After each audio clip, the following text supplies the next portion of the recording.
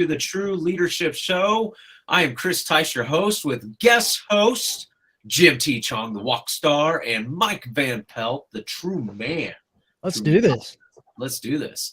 Yeah, so welcome to True Leadership. We love doing this. We love this about a half-hour time together, just discussing all things leadership. And if you ever want to be a guest on the show, you can reach out to any of us. We'll give you our contact information at the end, and we'll see about bringing you on and having you join us. We'd love to do that because it's just fun to discuss these very things that, yes, it's leadership.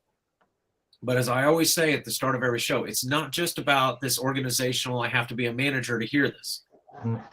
This is leadership in your life, and life and leadership. It's both. But it's these different things that we are, that make us up, that give us our strengths and our weaknesses that we can utilize to complement either other people or can complement ourselves. There's different perspectives that Jim has and that Mike has and that I have.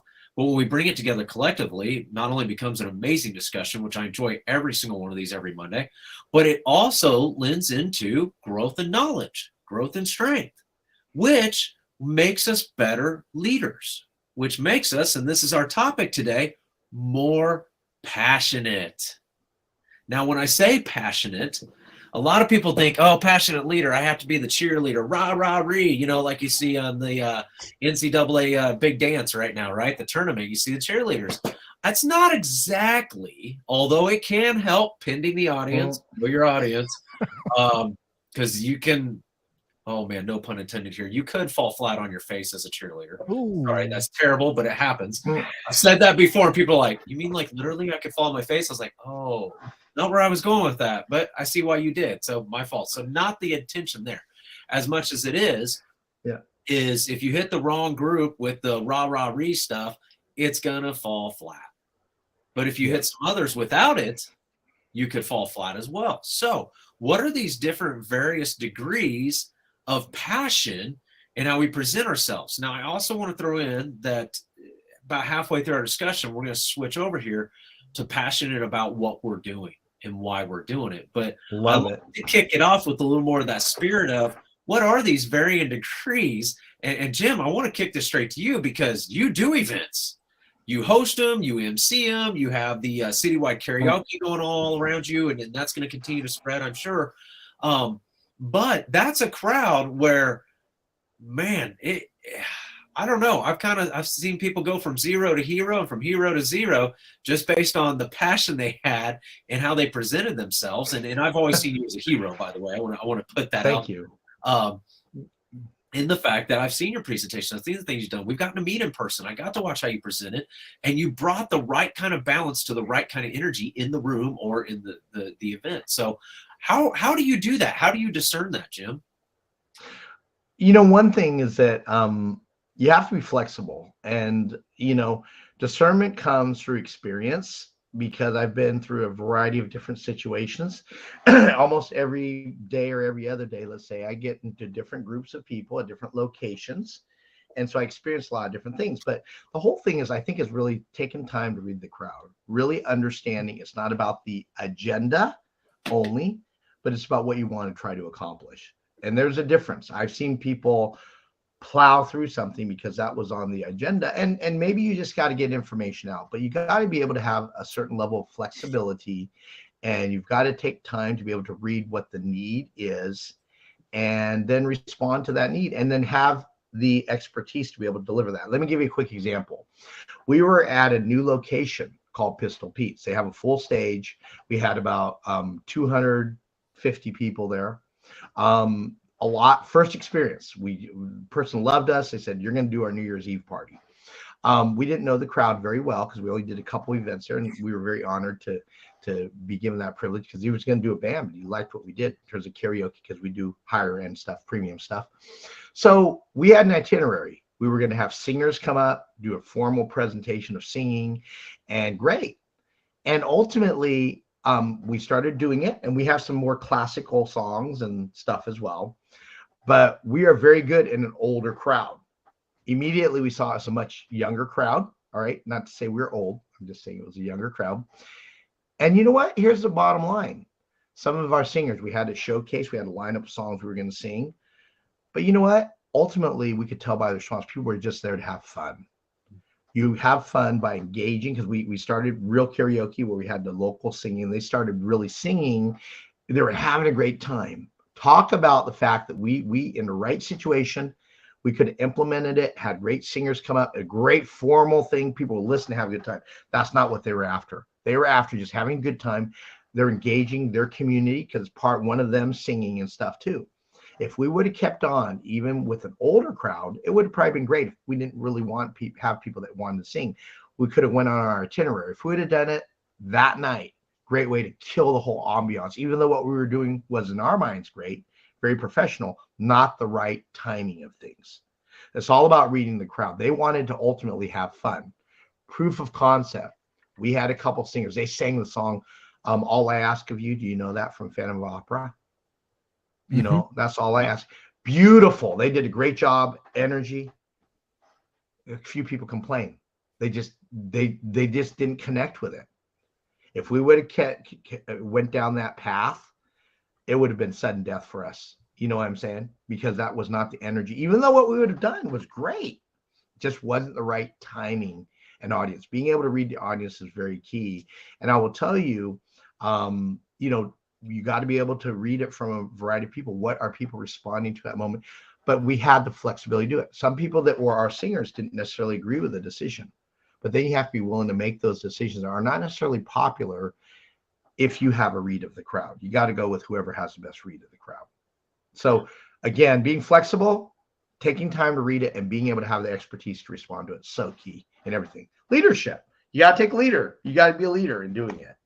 Yeah, and you took the responsibility, and that's such a key when you're thinking about the energy that a room has or doesn't has, or needs or doesn't.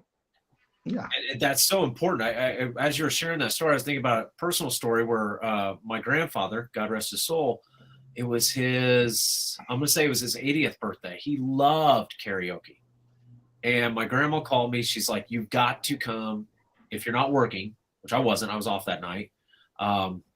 She said, if you can be there, it'd be very important for your grandfather to see you and hear you sing. And I was like, yeah, okay, I'll show up. So I showed up, and I was sitting here thinking, when I first was headed there, I knew there was gonna be some family there, but I also knew him. I knew what type of music he liked. And, you know, at first the energy in the room, because it was a birthday party and celebration and everything, the energy was already high up and hyped up. But I was a little worried about, because the music that I sing and like is not what he likes, and I wouldn't have known any of the songs that he would have been singing. So my energy was kind of low, and I was not feeling very passionate about what we were going to be doing, even though I love my grandfather. I'm very passionate for him. And he actually got up there and sang a song I never, ever would have pictured him singing, but it's an easy karaoke song to sing. And so I looked at my grandma, I said, so I know I can, but am I allowed to sing whatever I want? She goes, sweetheart, he'd just be happy to see you up there. And my passion level for the respect for telling me that, because here's the other caveat to Grandpa. That's literally the one and only time in my life I ever heard that I had a choice. Because he had his way. And I got up there and I sang the Metallica version of Turn the Page. And I'm one of the first ones to come up to me and say that was a great job. Because I had passion in the energy that I brought to the song and to what I was doing. And so, Mike, coming to you, you host the Amazing True Man podcast. And every time I listen to it and I hear your voice, I'm not going to lie, it lifts me up. It really does. And I'm not saying that just to build Mike's ego. He's got to you up. But the thing we can't build it up any higher, Chris. There's a certain energy that always comes with every episode, and it's because you're directing it. So, but it's also because you're so passionate about the topic. I even think when I speak on leadership, and especially when I speak at events or even speaking here, I'm running out of voice, I'm running out of air because I'm so passionate about this. So how do you, Mike, how do you go about directing your energy based on, especially because some of the topics you guys talk about can be pretty heavy and some of them can be fairly light and right in the middle, but you just do a great job of keeping the energy where it needs to be with the passion of the moment. Well, thank you for that. Interestingly enough, the this Thursday, I've got a new episode coming out, and we talk about mental health, and we talk about suicide, because the woman that I have on, Michelle Cleveland, lost 2 children to suicide within 30 days of each other. Oh. And so, some of these topics can be really hard and difficult to talk about, but, I have a passion for what I do. But, one of the interesting things about passion is, and I learned this at a very young age, and it's something a Little League coach gave me the gift of, and that was enthusiasm. And so, when you have a good, strong combination, when your passion is strong, your enthusiasm for it is also strong. And so I never forgot the lessons that he taught us about enthusiasm. And so because I have such a passion for what I do, there's an enthusiasm level that goes along with that. And I think as much as anything, that's what people pick up on. Now I've had other podcasters. In fact, I was responding to one this morning who, they come to me and they have a lot of questions, and, passion and enthusiasm are a hard thing to talk about because it's so personal, and I can, for me, it took me a while to figure out, well, where's the bar on that? I remember doing a few episodes, and the gentleman that was helping me at the time said, Mike, your enthusiasm level was just not where it needed to be for that particular solo episode. And I'd be like, okay, so there was experimentation going on. Like, what do I need? What level do I need to get to? And I think I get there almost every show. But, for me, it's a matter of I found what that balance was. And like when the microphone comes on, I just know wherever I need to get to. Not always an easy thing to do when you're talking heavy topics either. But, but I think there's that delicate balance between enthusiasm and passion. And I think you need to know what the difference between the two is too. That's critical. In everyday life, when you're leading in everyday life. So maybe we'll get around to that, but I'll leave it at that. No, that was the perfect transition, because that's where we are going to head next. Is there is a huge difference between enthusiasm and passion, even though the two can go hand in hand. Like, and why I brought up the karaoke thing, because as I was thinking about this topic for today, I was thinking about my grandpa and karaoke, and of course Jim, with what he's doing with karaoke and the karaoke scene, because it's one thing to be passionate as a singer, but it's another thing to be enthusiastic to do it on a karaoke stage, because it's a different stage. I grew up more traditional, choir. Grandma was old school music, this and that. But I really found my voice when I joined our praise and worship band that sang more modern Christian music. And I'll never forget, our church's average age was 75 plus. And at youth group, I would drop the rock voice on certain songs. And one Sunday morning, Jennifer, the lead of our praise team and the youth pastor, whose husband was senior pastor, looks at me and she goes, drop it. I was like, what? She goes, drop it, drop the voice, do it. And I'll tell you what, my passion and enthusiasm came out that morning until I got to Grandma's house for lunch. That front door hadn't even closed against my butt before she was chewing on it for doing that. But my enthusiasm for getting to sing that and do that, and that goes on a whole nother rabbit trail of how I handled that situation. But the point is there is a time and place for it. Like you said, Mike, I even think back to when I was a firefighter, clearly some topics that we discussed that you don't exactly throw enthusiasm behind. But you still got to be passionate about it, because it's things that have to be talked about and have to be discussed. And you don't just have to be a firefighter or a first responder in the military. It could be a hospital setting. It could be industrial. There could be an industrial accident. And now all of a sudden you've got to have a conversation about what happened. Yeah. About how to get past it. Maybe you've got to bring people together for a critical incident stress debriefing. It's not exactly the time to go, okay, team, let's talk about this and just be, throwing the pom-poms in the air. Yeah. No. But you can still be passionate about the topic. I've had several topics I've spoke on that are not the ones where you crack jokes. They're not the ones where you can just have a smile and a laugh during the meeting or during the discussion. And yet, one of the things I hear is, Chris, I can still see your passion in this.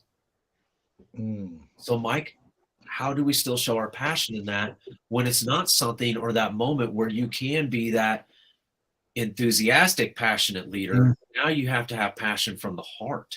And I know we talk discernment a lot, but we really have to be able to bridge that gap. So how do you bridge that gap, especially with some of the topics you talk about on True Man? That is such a good question. I'm still trying to walk myself through the image of you singing "What a Friend We Have in Jesus" and rock and roll. Oh no, that wasn't the song, but I could do it. Oh, okay. Now,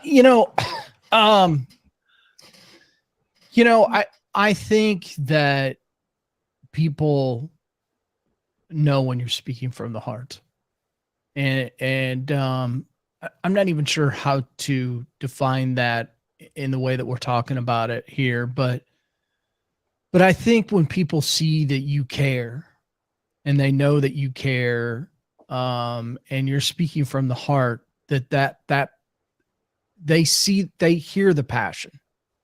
They hear the passion. The passion is in, I care about what just happened here. I mean, if there's a trauma, if there's a tragedy, there's a certain tone that comes over things.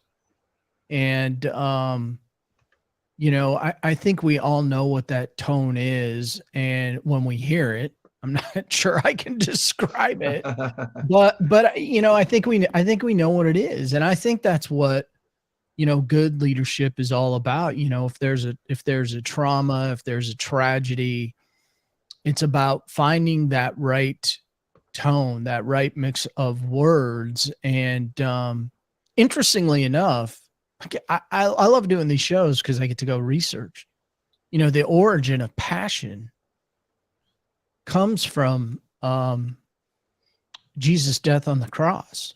So there's a certain tone right there that just by the origin of the word that, in a certain situation where, passion isn't always, it's NCAA season. So people see all these coaches yelling and screaming and we mistake sometimes what passion is, and so it's sometimes it's just having the right tone given the situation, and that right there is called leadership.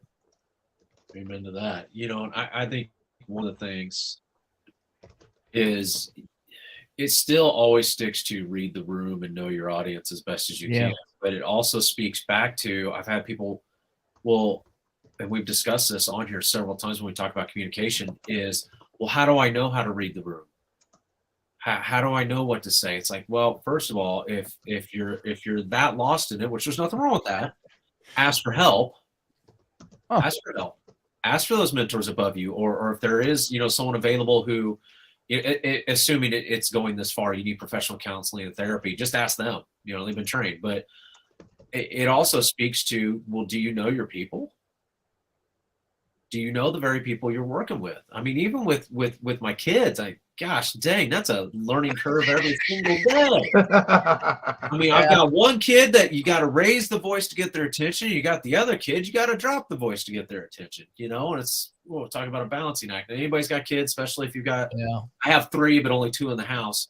If you've got more than that, you're shaking your head at me going, you have no idea. You're right. I don't agree with that. But it's a matter of just knowing. I even think back to when I was teaching EMT classes, and I had one student who I knew for a fact was going to pass with flying colors, but because of the distance of time from finishing the class to taking the test, and they were very passionate about it and very enthusiastic about it. Let me tell you, that test is hard.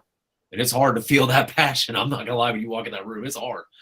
And when we went to do secondary practice after class was done to get them ready for the test, the first thing the student told me, and it shocked me beyond belief, said, hey, I get that you're kind of that, like, you have passion about this for obvious reasons. I mean, we're talking about potentially saving lives here, right? He goes, but I need you to do me a favor. I need you to change your tone of voice when it's just you and I. Mm. I don't like it when I feel like you're kind of coming down on us. He's like, I Mm. know your passion. Mm. I get it. We have to know it, but I know it. I just need the help right now. That's all I need. I need the encouragement through this. And I thought, well, that was a wrong read. And my point to that is it's this continual learning, growing, give and take relationship we have with ourselves as leaders. Again, whether it's in the home or in the business or in the classroom, in that case for me. And Jim, I think one of the things that I've always seen you do very well, especially with the different events that I've seen you part of or that we're in with the Global Cooperative Chamber on Wednesdays, is there are different things that come up at different times, or pending the event or the audience, what the purpose or the intent of the event is I think the word that comes to mind, and Mike, this is where I feel you also do really well in the podcast, is voice inflection. What is the voice that you're putting out there given the situation? Are you paying attention? Are you listening to what's going on, or what the audience, especially in Jim's case with live events, to what the audience would want? I mean, if this is a moment where we're talking about memorializing somebody, probably not the time to start shouting up and down and screaming, unless that's the way they were. It is that type of event, the parade, and we have the costumes and the celebration stuff. Now our voice needs to inflect absolute enthusiasm. So Jim, that's one of the things I've always appreciated in you. And something I'd like to learn a little bit more from you is when you think about passion and you think about your audience, what are you thinking about in those moments for your voice, what it's going to inflect, what it's going to put out there? What I'm really thinking about is the purpose of the meeting. Usually you'll find that if I focus on the purpose of things, it solves a lot of problems. That guides your gut to say, this is what I need to do. Oh, I love that. And I think that's really important. A lot of people follow a script. You have to have a structure. Let me be real clear on that. But you have to understand the dynamics of people. And in terms of, the voice inflections and stuff, I just hone in on what am I trying to really accomplish? Am I trying to make this a serious point? Am I trying to make somebody, I tell people I want to make them either laugh or touch them so much that have them cry, to be able to help them understand just the different things that's really important maybe to me that connects to them. So if you understand that very well, the natural passion will come out, because that drives everything. I'll give you a great example. One of the toughest things is to get criticism from people, especially if you don't expect it. People have very strong opinions, and events that we're doing, everyone will have an opinion. But I need to know, is my role to support the vision of my vision or Chris's vision? It doesn't have to be correct. It doesn't even have to, it just needs to be Chris's vision. If it's Chris's vision, even though if he said, I think people should stand on their heads and wear lampshades. Well, why is Chris doing it? Well, first off, he's in charge. I will tell him what I think. Well, maybe not a good idea in front of groups of professionals and CEOs. And he might think of it, but ultimately I have to understand Chris is a quarterback there. My purpose is to support him. I can get passionate about supporting the vision of somebody. That's different than saying, this is how I do it, therefore this is how it should be done. And I can't support Chris if he doesn't do it the way I do it. So if you understand why you're doing something, and you are able to have that flexibility from what I talked about, you're able to meander. And when people give you criticism you don't like, there are some things in karaoke, for instance, I engage the crowd. It's funny because the people that have the most criticisms are usually people that don't sing, but yet they like to critique. Yeah. And so when they have a real, some people, unfortunately, they're just upset about something in life. I don't know what it is if I don't know them, but they have a very strong opinion. But they're taking it out on me. Well, why did you let that person sing? That I don't think that sounds great. Well, you know what? Excuse me, but this is our platform. But then I could take it personally. But what I choose to do is say, I wonder what makes that person so upset today. So if my purpose is to help understand a person, I can look past their tone or maybe what I could take personally as offensive to say, why did they say that? If my purpose is to genuinely help the person, That's the best thing I say. It helps me help the passion, find what I'm passionate about. In this case, really helping people. I cannot help the people if I'm pushing my own agenda and not really finding out what really matters to them and why they're reacting or responding the way they are. When you understand the purpose of what you're doing, I think that guides a lot of things for you. Yeah, and I love that, because the thing is when you have that passion about something, other people will have it as well. Remember, the third grade I is inspiring others to do the same or more.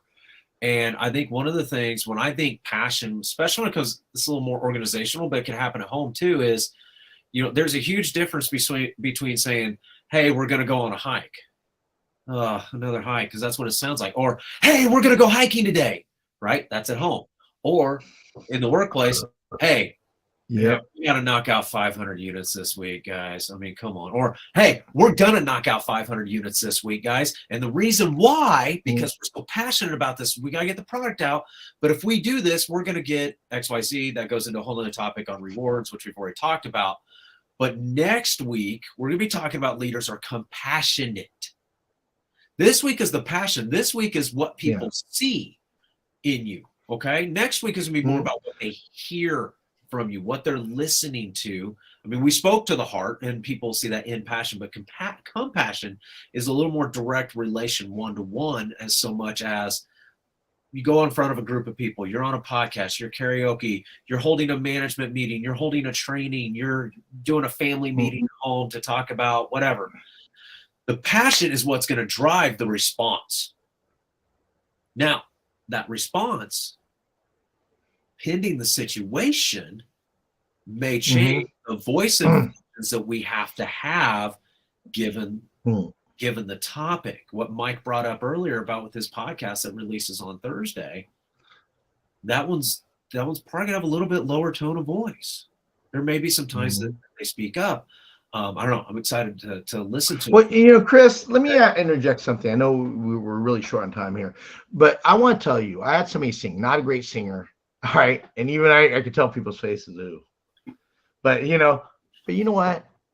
Afterwards, you tell me if the story doesn't change it. My whole thing is about helping people, not about how they sound necessarily. There are some people that clear the room. We try to avoid those, but in general, some people don't have to sound great, because we have great singers with us as well. He came up afterwards. He started crying. I go, because I encouraged him to sing. He really didn't want to. He goes, thank you so much. I said, what? Basically, I said, my wife has cancer. We've been living in an assisted home facility, and I just needed this. Do you think it really mattered to me, or if people knew the story, the right people, would it really care how he sounded? No, of course. The goal's different. It wasn't about having great singers, although you can arguably make that. But it was really about helping somebody overcome something. In this case, help them heal.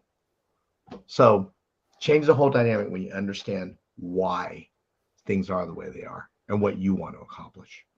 Right. And it brings home the point of what I was going to say is that was a passionate moment for that person.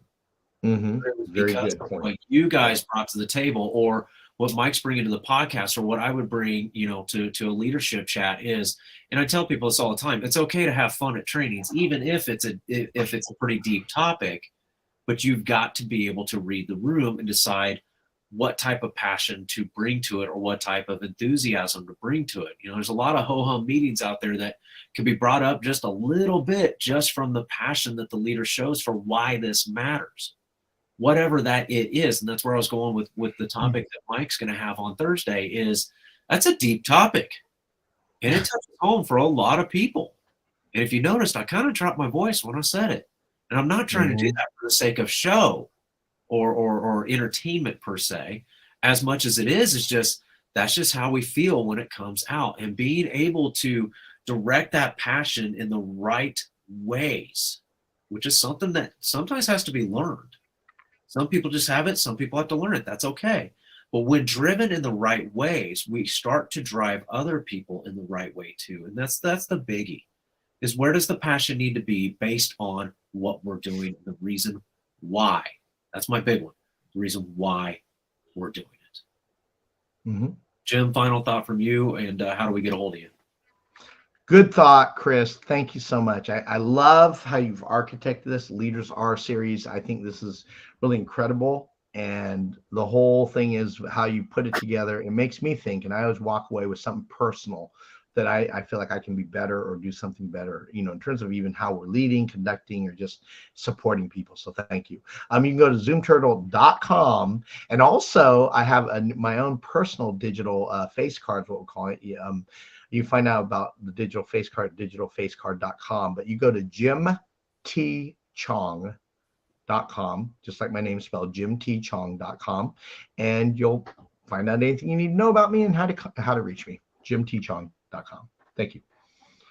Mike Van Pelt, you, sir, final thoughts, and how do we connect further with you? I know we said a few things, but you got a lot going on. Yeah, maybe too much sometimes. Reach out to me at mike@truemanlifecoaching.com. You can get on my website, truemanlifecoaching.com. My new book's on there, some courses, the podcast. I mean, it's chock full of really great stuff. Passion is such an important thing to have in life, and really it comes from finding your purpose. Yes. If you find your good. purpose, if you find your true north, you will find your passion. And for some people, that's a tough thing to come by. It was for me. And so why do I do what I do? So that people can find their passion and purpose in life. And so I would just encourage somebody, if they're listening to this and they're like, yeah, I don't know what that is, or I lost it, or I can't find it, reach out to me. I'll have a conversation with you. Yeah. And that's one of the big things for me too, is just that's what a lot of leaders, especially in the organizational leadership side of things, they're like, I just can't get people to be passionate about this. Okay, well, show me how you start the meetings. A little rough sometimes, like, well, I got to be honest with you, because I'd record it and show it back to him. I said, what do you feel right now? I feel like going to sleep. Yeah, Chris, and I'll say this before we hopped on the podcast, I just saw, there's layoffs going on across this country, and people are either worried or they're wondering what the heck to do. Yeah. And it almost circles back to 2 years ago when we had too much time to sit and twiddle our thumbs when they told us to work from home. But, I would encourage anybody to reach out to either you or I. If you're wondering what the heck to do because corporate America isn't treating you right, I got an answer for you. And I know Chris does too. Yeah, absolutely. And that's just it. It is just, there's so many different things that people can be passionate about, but it's got to come from the heart. It's got to be what drives us. Yeah. You got to listen to your gut, like Jim was saying earlier, and it'll help bring that voice out. And that's the biggie, is just being passionate about what you do. You will have those that will follow you. And then your job is to create them to be greater than your own self on your best day.